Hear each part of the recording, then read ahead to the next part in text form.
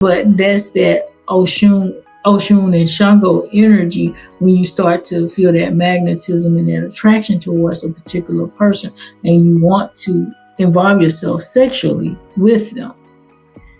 Now, from a utilitarian and functional perspective, we have Umoja and Ogun. These forces are not said to be married, but they do both operate from that level of utilitarianism, like sex as a function that it has to be done. It's a means to an end, right? Without it, like I said earlier, we don't have progeny, we don't have offspring, we don't have ancestors, because nobody's being made if we don't have sex. So Umoja's role is in governing that fertility and that reproductive process, the continuity, because she oversees generational aspects of our life, the ancestral aspects of our lives. So she's looking at it from a perspective of continuously nurturing the family, right? Sex as a duty, as a responsibility to continue the bloodline. So she's going to basically keep the family together, because you can have that that Oshun and Shango energy going, where you have the magnetism and drive, but they can be really short-lived if it's not based on a strong foundation. So that feminine aspect of Umoja, the ocean, that deeper level, because Oshun is she's shallow, she's river, so forth, so on. Her role is very important, but she looks at the shallow aspects of life, the immediate family, things like that. Umoja is more so over the generational aspects of life. So she is going to ensure continuity. She's that bond, that like the glue that really keeps the family together from generation to generation.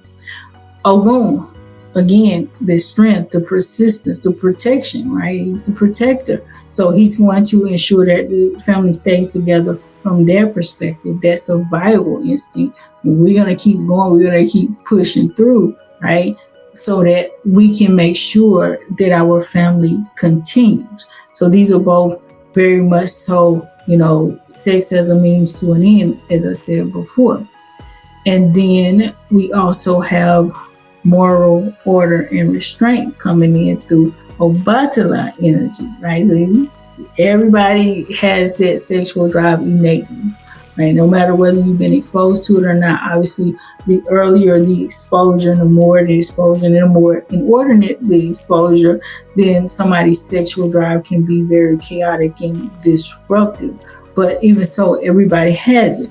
Obatala's job is to keep it in order. All right, to keep us with a sense of purity, wisdom, whenever we are engaging in these sexual relationships, similar to what we were talking about before, not just being with any and everybody, but making sound, resolute decisions about who you're being with, why you're being with that person, and making it make sense at the end of the day. So he reminds us to use that sexual energy in balance and with a sound purpose. Okay, it ensures that passion and that drive, our creative force, remain guided by a sense of discipline. Right? You might want it, but not to just run up on anybody and jump their bones, so to speak, especially when it comes to men. So they have to still have self-control, even women's restraint, things like that.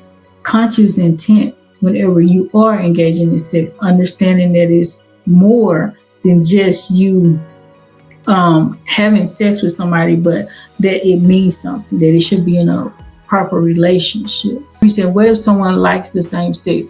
I did talk about this before.